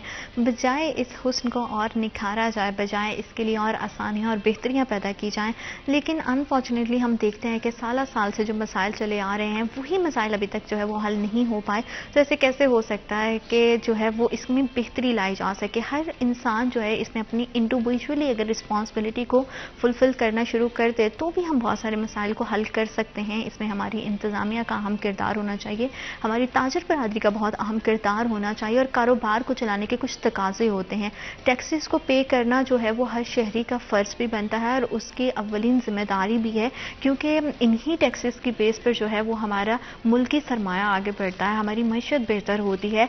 जहाँ पे टैक्सेस पे भी किए जाते हैं हम देखते हैं वहाँ पे भी बहुत ज़्यादा मसाइल हैं। और आर्ट बाज़ारों के हवाले से जब हम बात करते हैं तो एक बहुत ही अहम तजारती मरकज़ है जहाँ पे ना सिर्फ फैसलाबाद के लोग बल्कि दीगर शहरों से भी लोग आते हैं और अपना कारोबार स्टार्ट करते हैं इस उम्मीद पर कि यहाँ की जो धरती है बड़ी ज़रखेज़ और यहाँ से जो कारोबार निकलेगा उससे बड़ी ही आपकी रेल पेल हो जाएगी। हर इंसान की जो दौड़ है अपनी ज़िंदगी को बेहतर बनाने की जानिब है।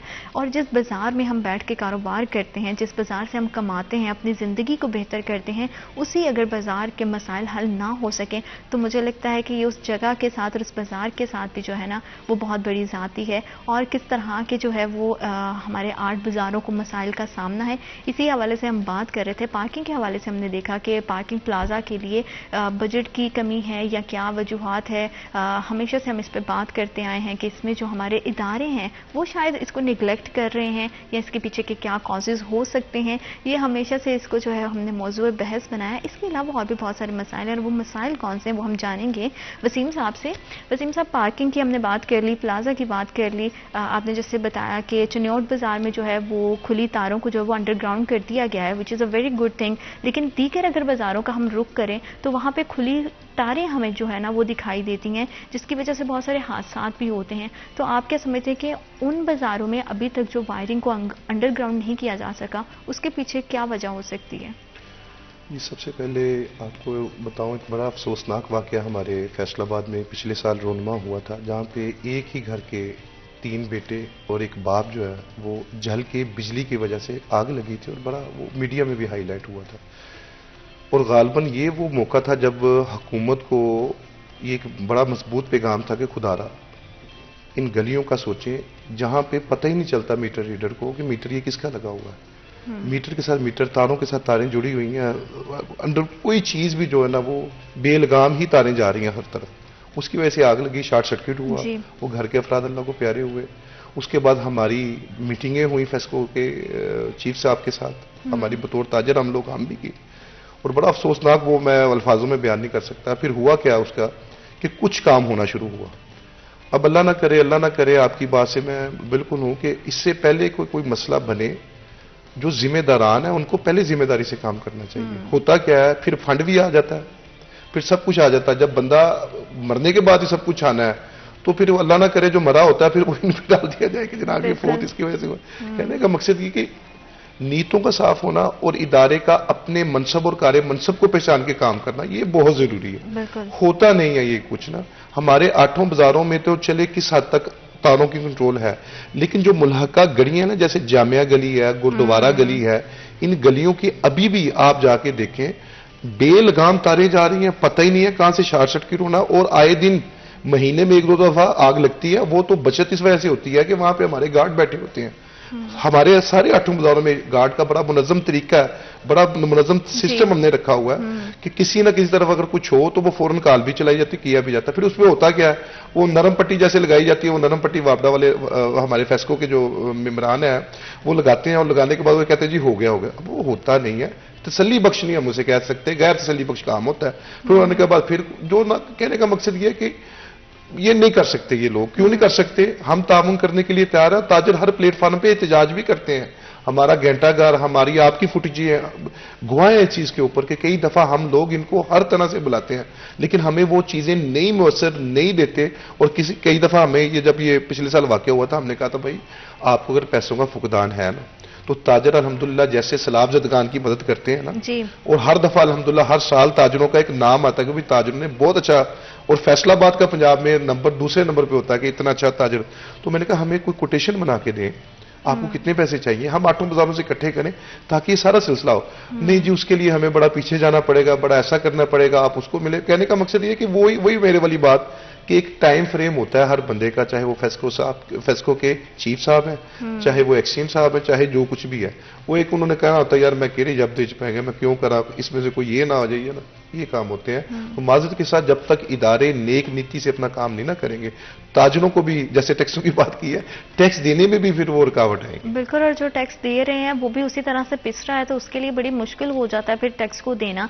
और हमारे यहाँ तो जो है जैसे आप बात कर रहे हैं, बहुत सारे टैक्स चोर भी हैं जो कमा तो अच्छा खासा रहे हैं, लेकिन टैक्स पे करने की जब बात आती है तो उस तरह से पे नहीं करते हैं। जिस तरह से वसीम साहब ने बात की है कि बहुत सारे मसाइल हैं, इन मसाइल का जो असर है वो कारोबार पर भी पड़ता है। कचहरी बाजार में मोबाइल्स का कारोबार जो है वो देखने में हमें मिलता है, तो कितना ज़्यादा इफेक्ट हुआ है कारोबार कचहरी बाजार के हवाले से अगर हम स्पेशली बात करें तो?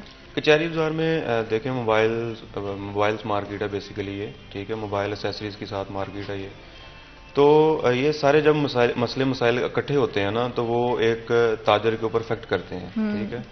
बेसिकली तो जो एक आम ताजर है उसने अपनी नुमाइंदगी दे दी है ताजर नुमाइंदों को, ठीक है। ताजर नुमाइंदे जो हैं वो इंतजामिया के साथ मिलकर मसले मसाइलों को हल करते हैं।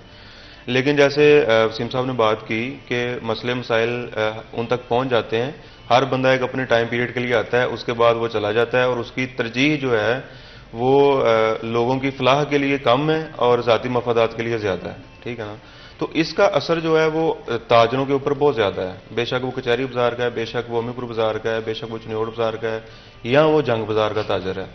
ताजरों के लिए मसाइल जो हैं वो बहुत, उनकी जो एक रफ्तार है ना वो बहुत ज़्यादा स्लो है। मसले मसाइल जो हैं उनके इश्यूज जो हैं वो सॉल्व होने की शरह बहुत स्लो है और कम है। लेकिन हम फिर भी पुरुम्मीद हैं इंतज़ामिया से भी और अल्लाह ताला की ज़ात से भी कि ये मसले इंशाल्लाह ज़रूर एक ना एक दिन हल होंगे। बल्कि मैं एक शेर भी कहता हूँ इसके ऊपर कि नहीं है नाउम्मीद इकबाल अपनी किश्ते बिना से, कि जरा नम हो तो ये मिट्टी बहुत जरखेज है साकी। तो ताजर जो हैं वो पुरुम्मीद हैं, नाउम्मीद नहीं है। और टैक्सेस के हवाले से भी अगर हम बात करें तो बहुत अहम कंट्रीब्यूशन होता है। आपको लगता है कि सारे ताजर बिरादरी में हर एक फ़र्ज जैसे कि रिस्पॉन्सिबिलिटी अपनी उस लिहाज से उसको समझ के टैक्स पे करता है और उसको उस तरह से फिर उसका रिटर्न बैक नहीं मिल रहा? देखें जी, फैसलाबाद में अगर आप फैसलाबाद की बात करें और फैसलाबाद में भी ख़ास तौर घंटाघर की बात करें तो यहाँ के जो ताजर हैं ये टैक्स पे करने में मैं कहता हूँ फैसलाबाद में पहले नंबर पे हैं। इतना टैक्स शायद इंडस्ट्रियलिस्ट भी ना देते हों जितना ताजर देते हैं, पे करते हैं। लेकिन इनके जो मसले मसाइल हैं वो हल नहीं होते। मसला यही है कि इनके जो मसले हैं ना वो हल नहीं होते। टैक्स देते हैं, जैसे अभी वसीम साहब ने बात की कि इश्यूज जो हैं, हमने तो फेस्को वालों को भी कहा था कि आप कोटेशन बना के दे दें, हम 8 बाजारों से आपको पैसे इकट्ठे करके दे देते हैं। और ये अब पार्किंग प्लाजा का जो इशू है ये भी अगर इंतजामिया हमारे साथ बैठे, ताजर तंजीमों के साथ बैठ के इसका भी कोई ना कोई हल निकल आएगा। ये मसला नहीं है, मसला ये है कि इम्प्लीमेंटेशन का इशू है सारा, इम्प्लीमेंटेशन नहीं होती। बिल्कुल यही है कि बात कर देना, प्लान बना लेना, प्लान पे जब तक अमल दरामद ही नहीं होगा तो तब तक मसाइल हल नहीं होंगे। बिल्कुल थोड़ी सी एक बात करना चाहूंगा। सबसे पहले तो आपने एक बात की कि टैक्स के हवाले से अभी तक टैक्स और टैक्स ना देने वाला एक ही साथ में खड़े हैं, सजाएं जजाएं दोनों की एक ही जैसी हैं। सिर्फ ये है कि टैक्स ना होने की वजह से या फाइलर ना, जिसे हम फाइलर कहते हैं, फाइलर ना होने की वजह से उसने गाड़ी खरीदनी है, उस पर उसको टैक्सेस ज्यादा। जब तक आप एक टैक्स पेयर बंदे को पूरी सहूलतें ना दें, कुछ देने के लिए सोच लें सिर्फ और कुछ दे दें, तो मेरा ख्याल है जो टैक्स नहीं दे रहा वो भी उस पाइपलाइन में आएगा। देने वाले को जब सहूलत नहीं मिलती उसको भी उसी तरह तस्लील किया जाता है जिस तरह नॉन फाइलर बंदे को किया जाता है। तो फिर जाहिर सी बात है, फिर वो कहता है यार मैं दे रहा हूं, मुझे क्या मिल रहा है, तू भी ना दे, फिर ये काम चल रहा है। फिर वही बात हो जाती है ना कि दे के भी कोई फायदा नहीं है, तो फिर उससे बेहतर है कि ना। ताजर एक ऐसी कास्ट है जो अल्हम्दुलिल्लाह हलाल रिज़्क़ कमाने वाले लोग हैं। झूठ बोलना, ये करना, वो एक लहदा डिबेट पे चला जाता है। लेकिन 100% ये कोई शराब बेचने वाले या कोई ऐसी मुज़र से या कोई ऐसी चीजें बेचने वाले लोग नहीं है। 8 बाजारों की मैं बात कर रहा हूं। जब तक आप दिखना, एक कोई बंदा आता है, चाहे वो मजिस्ट्रेट है, चाहे वो है, वो ये कभी नहीं देखता कि ये जो ताजर है ये रीढ़ की हड्डी का किरदार अदा कर रहा है, ये सब कुछ ले रहा है हमारे मुल्क से, सारी मसनूआत ले रहा है, उसके भी टैक्स दे रहा है, उसके अलावा भी ये टैक्स कर रहा है, तो कम से कम उसकी इज्जत नफ्स का ख्याल होना चाहिए। बिल्कुल। इदारे का कोई भी बंदा होता है, चाहे वो कॉर्पोरेशन का, वार्डन का, चाहे वो मजिस्ट्रेट है, जब वो बात करता है ना, और जिस लहजे से ताजर को, फाइलर, टैक्स पेयर को जो रीड किया डी का किरदार, तो मेरे पास अल्फाज नहीं है मजम्मत के लिए कि वो कैसे करता है। तो उस पर हम वैसे ही ताजर लोग रह जाते हैं कि यार ये क्या कर रहे हैं, हम तो बच्चों की रोजी रोटी कमा रहे हैं, उस मुल्क को कमा के भी दे रहे हैं, दोनों काम कर रहे हैं, तो फिर उस पर हमारा दिल टूटता है। तो मेरा कहने का मकसद है कि टैक्स पेयर को इतनी सहूलतें होनी चाहिए, या उसके पास एक ऐसा कार्ड होना चाहिए। क्योंकि महंगाई बढ़ी है तो उसका सीधा सीधा असर रेस्टोरेंट्स पे भी जाता है। जी जी, मैं क्योंकि अल्हम्दुलिल्लाह सदर अवामी रेस्टोरेंट एसोसिएशन 2016 से अब तक स्टिल हर साल हमारे एक वो बाकायदा तौर पर इलेक्शनों का होता है, लेकिन मैं कुछ नहीं हूँ, अल्लाह की ज़ात सब कुछ है, बेशक, और अल्लाह ही इज्जत देने वाला है, और अल्लाह जब चाहे वो पैमाने मेरे से छीन सकता है। और मैं अल्लाह का शुक्रगुजार हूँ कि स्टिल जो 2023 तक अल्लाह ने मुझे वो इज्जत दी हुई है होटलों के, अवामी होटलों के लेवल में। अवामी रेस्टोरेंट में सबसे बड़ा प्रॉब्लम जो है वो PFA का है, जिसे हम कहते हैं पंजाब फूड अथॉरिटी। अब 2016 से बनी तो ये 2012 में है। जी। काम करिया नूरुल मेंगल साहब ने बहुत अच्छा काम किया, हमने अप्रिशिएट उस वक्त भी किया। 16 से लेकर 2023 तक अगर 12 की बात करूं तो 11 साल बनते हैं। 11 सालों में मैं दावे के साथ ऑन एयर ये आपकी टीवी में बात कर रहा हूं कि 11 सालों में अभी तक अवामी रेस्टोरेंट एसोसिएशन को यही नहीं पता कि होटलों में आके इन लोगों ने देखना क्या है, हमने दिखाना क्या है इनको। अच्छा। ये अपनी मर्जी से आते हैं। अच्छा। और हम लोग, मैंने बताया ना कि हम लोग सब कुछ देने के बाद, मिल के बाद हमारे होटलों पे जहाजों के पुर्जे नहीं लगते। मैं दावे के साथ ये बात ऑन एयर कह रहा हूं। बाकी आपकी जितनी भी इंडस्ट्री है ना, दालें ले लें, मंडी ले लें, अंडे ले लें, घी ले लें, हर चीज हमारी इंडस्ट्री में होती है। और जितनी PFA हमारी इंडस्ट्री को तबाह करने के दहाने पे है ना, कोई भी नहीं है। ये ऐसे है, इसकी मिसाल मैं देता हूं अपने अक्सर मेम्बरान में। गूंगा जो है, गूंगा बहरा जो है, वो अंधे को समझा रहा होता है। मिसाल के तौर पर एक खाम मटीरियल है मुर्गा, वो पड़ा हुआ है, रैकों में पड़ा हुआ, खुला पड़ा हुआ है, अगर उसके वो SOP नहीं है तो वो खाम मटेरियल में है, उसने धोना है, धोने के बाद उसने 180 सेंटीग्रेड पे पकना है। उसके बाद हमारे यहाँ पे रिवाज है फ्राई करके दें, इसको पका के दें, तो उस पर कोई भी जरा सी इतना दलेर नहीं है, वो जिंदा रहेगा। तो PFA जो चीजें दिखाना चाह रही है या करना चाह रही है वो चीजें नहीं है। सबसे पहले वो जिससे आते हैं, जो उनका लहजा होता है, बात करने का तरीका होता है, वो मजम्मत नहीं है, वो गैर मुनासिब है कि वो बता ही नहीं सकते। रश लगा हुआ जी, हमें दिखाएं, फ्रीजर दिखाएं, हमें ये दिखाएं, मालिक खुद बेचारा उठता है, उसको ये होता है, अब वो दिखाना शुरू करता है। अब उनका काम क्या है? नुक्स निकालना। एक होता है तनकीद बराए तनकीद, एक होता है तनकीद बराए इस्लाह। तनकीद बराए इस्लाह काम नहीं होना। और सबसे बड़ा जुल्म ये होता है कि जब मेरे एक छोटे होटल को जो 40,000 50,000 रुपया किराया रेंट दे रहा है, बेचारा कमा रहा है, उसको जब ये 50,000 लाख रुपया जुर्माना करते हैं ना, मैं यकीन करूं, आप यकीन करें कि उनके आंसू जब मैं देखता हूं तो मैं समटाइम आसमान की तरफ भी देखता हूं कि या अल्लाह क्या बनेगा इन लोगों का। इनको कैसे हम लोग समझाएं कि भाई एक SOP बनाओ, वो 15 चीजों का हो। वो नकात हमने कई दफा DG साहब की सरपरस्ती में दिया है कि जनाब हमारे होटलों पे जाएं, आप बिल्कुल ना ये काम करें। आप करें भाई, लेबर के नाखून कटे होने चाहिए, लेबर का लिबास साफ सुथरा होना चाहिए, बर्तन साफ सुथरे होने चाहिए। ये खुले बर्तन में ये धोने हैं, इसको सर्फ के साथ नहीं धोना, इनको साबुन के साथ धोना है। मक्खी के ये जो फ्लाई किलर जिसे हमें कहते हैं, मक्खी मारने के लिए मशीनें, ये लगनी चाहिए। ये वो चीजें हैं जो सादा जुबान में एक अनपढ़ को भी बंदा समझा सकता है। हमारी 80% जो इस वक्त इंडस्ट्री है वो सारी अनपढ़ की है, 20% हम लोगों में पढ़े लिखे हैं। तो कम से कम 80% के लिए जो कानून बनाया गया ना, 20% तो चले वो माशरा नहीं गिना जाएगा, इज्तिमाइयत माशरा गिना जाएगा।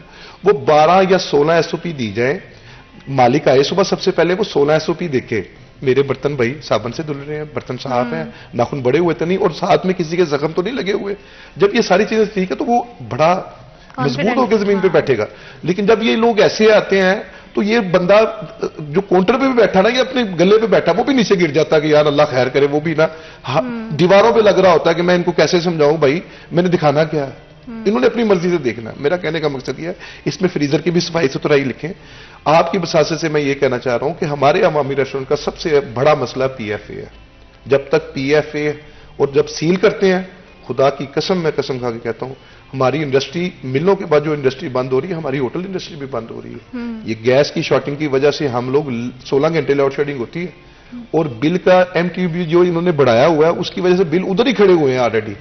उसकी वजह से जो हम लकड़ी इस्तेमाल कर रहे हैं वो 10-15 हज़ार रुपए की लकड़ी रोज की लग रही है। लेकिन वसीम साहब, जैसे आपने सफाई की बात की, बर्तनों का साफ सुथरा होना, जगह का साफ सुथरा होना, ये तो वो बेसिक चीजें हैं कि मुझे लगता है कि अगर ये लिस्ट बना के ना भी लगाई जाए तो रेस्टोरेंट मालिकान को वैसे भी पता होना चाहिए कि उसको इन सारी चीजों को जो है फॉलो करवाना है। फिर उसमें हम कहे कि आती है, रेट होती है और फिर जो है हमें निशाना बनाया जाता है, क्योंकि बहुत सारे प्रोग्राम्स हम भी रेस्टोरेंट्स के ऐसे देखते हैं कि जहां पे हमें नजर आता है कि फ्रीजर जो है वो गंदगी से भरे हुए हैं, ठीक है, जगह पे जो है वो अच्छा प्रॉपर इंतजाम नहीं है। ये तो हम घर में भी जब बात करते हैं सफाई सुथराई या खाने पीने की जगह, जो बैठ के जहाँ पे खाना है, ये तो बेसिक मुझे लगता है चीजें हैं जिनको। बात का जवाब देने लगा हूं। मैं आपके पास आपके प्रोग्राम में बैठा हूँ जी जी, अब मेरे पास कैमरा है। अब मैंने क्या किया है, मेरी नीयत क्या है, मेरी नीयत ये है कि मैंने आपको बुरा दिखाना है माजरत के साथ। अच्छा, तो मैं कभी आपको नहीं दिखाऊंगा, क्योंकि आप हमारे प्रोग्राम की माशाल्लाह अल्हम्दुलिल्लाह हर लिहाज से अल्लाह ताला ने आपको एक दिया है। मैं उस हिस्से पे जाऊंगा जिस हिस्से पे कुछ ना कुछ मिट्टी डस्ट नजर आएगी, उसको मैं वॉच करूंगा। मेरी बात समझे कि नहीं जी। टीवी पे इन चीजों पे प्रोग्राम वही चलता है, एक बहुत बड़े हाल को नहीं दिखाया जाता, एक मल्ले के होटल को नहीं दिखाया जाता कि वो किस दर्जे तक, अगर उसकी आप रेशो निकालेंगे तो 20% वो गंदा जरूर होगा, लेकिन वो गंदा क्यों है? हमारे घर में भी 20 के करीब मेहमान आ जाए ना, तो किचन में बार लगा होता है, तो हम कहते हैं कि अगर माँ है तो बेटे को कहती बेटा आज काम ना कहना, मैंने किचन की सफाई करनी। तो किचन की सफाई के दरमियान अगर फूड अथॉरिटी आ जाए और वो उसकी मूवी बनाने लग जाए, मेरी बात समझ रहे हैं आप? होता ये है कि आज तक इन लोगों को यही नहीं पता कि काम के दौरान जब आप लोग जाएंगे, लोगों ने बाहर से गंदी मिट्टी लेके आनी है, गंदी चीजें लेके आनी है, गंदे पाँव। अवामी रेस्टोरेंट का मतलब क्या है? एक छोटा होटल जो आपके गरीब आदमी को पाल रहा है, इस पे मांगने वाले ने भी आना है, इसमें दरमियाने तबके ने भी आना है, इसमें गंदे आदमी ने भी आना है, साफ सुथरे लोग, सूटेड बोटेड पैंट वाले लोग नहीं आते अवामी होटलों पे। अवामी होटलों पे हमेशा वही लोग आते हैं। जो मेरा मकसद है कि सरीना के जाने वाले से होटल कभी हमारे अवामी होटलों पे नहीं आते। अब मेरा कहने का मकसद ये है कि जब ये लोग जो है कर रहे हैं अपना काम, तो कैसे पॉसिबल है कि हम लोग, और दूसरे नंबर पे माजरत के साथ, जो लोग सफाई सुथराई का ख्याल नहीं ना रखते, उन होटलों की, अवामी होटलों की लाइफ टाइम थोड़ी होती है, वो बंद हो जाते हैं। क्योंकि आज के वक्त में वो लोग माजरत के साथ, फिरौन, हमान, उबई बिन हलफ, ये जितने भी लोग हैं ना आज पाकिस्तान में मौजूद है अल्हम्दुलिल्लाह, किसी ना किसी शक्ल में, एक बुरे ताजर की शक्ल में, एक बुरे किसी भी, मेरा कहने का मकसद है मौजूद है आज के वक्त में। तो ये लाइफ टाइम खत्म हो जाती है उन लोगों की, होटल बंद हो जाते हैं। हमारा चेहरा रिस्क हलाल कमाने वालों का ना गलत पेंट करके ना आवाम के सामने पेश किया जाता है, हम ऐसे लोग नहीं हैं। तो इस हवाले से फिर क्या इदारों की आपस में बातचीत नहीं होती है, या एक तरह से कोई इस तरह की स्ट्रेटजीज बना दी जाएं जिसको फॉलो करते हुए जो है वो मालिकान के लिए भी आसानी हो और इदारों के लिए भी आसानी हो? तो आपको नहीं लगता है कि इस तरह की पॉलिसीज होनी चाहिए? मैं अल्हम्दुलिल्लाह अभी डॉक्टर कासिम साहब है, डीडी साहब जो फूड अथॉरिटी के हैं, ये चैम्बर ऑफ कॉमर्स में 4 दिन पहले आए हुए थे, तो वहां पर भी यही बात हुई थी और हमारी बात की उन्होंने तईद की थी। अगर ऊपर वाले ना करें, निचला अमला बहुत अच्छा है। डीडी साहब, डॉक्टर कासिम साहब, इट्स ए ग्रेट मैन, हमारी बात सुनते भी हैं और जैसे हम कहते हैं करते भी हैं। अब वो एसओपी मसाइल हल हो जाएं, मसाइल हल के लिए बता रहा हूँ ना, वो एसओपी जो 16 के करीब है या 20 के करीब है, मुझे एक एसओपी उसमें बता दें जो अवामी से दुश्मन है, जो अवामी से दुश्मन है। जब वो अवाम के फायदे के लिए और होटल वाले को पता है कि ये आए हैं, तो जस्ट लाइक 5 मिनट लगेंगे क्या कि होटल वाला कहेगा भाई देखें, एक बंदा अपना लेबर खड़ा करेगा, देखें जी मेडिकल भी इसका मौजूद है, हाथ भी नहीं है, जख्म भी। ये वो सारी चीजें हैं जो दोनों तरफ से होना बहुत ज्यादा जरूरी है। जिम्मेदारी का एहसास जो है वो मालिकान के लिए भी और इदारों के लिए बहुत ज्यादा जरूरी है, ताकि चीजें गलत डायरेक्शन में ना जाए। वसीम साहब, आपको बहुत शुक्रिया, आपने हमें और हमारे प्रोग्राम को वक्त दिया। अबू बकर, आपका बहुत शुक्रिया, आपने हमें हमारे प्रोग्राम को वक्त दिया। और उम्मीद यही की जा सकती है कि जो भी मसाइल हैं, चाहे वो फैसलाबाद के हवाले से हैं या पाकिस्तान के किसी भी शहर के हवाले से हैं, अल्लाह करे कि जो वहाँ की मैनेजमेंट है वो अपनी जिम्मेदारियों को आसान अंदाज से पूरा करे, ताकि हमारे मुल्क को हम तरक्की की राहों पे गामजन कर सकें। अल्लाह पाक आपके लिए, हमारे लिए और हमारे मुल्क के पाकिस्तान के लिए ढेरों ढेर आसानियां पैदा करे। अपना बहुत ज़्यादा ख्याल रखिएगा। अल्लाह निगहबान।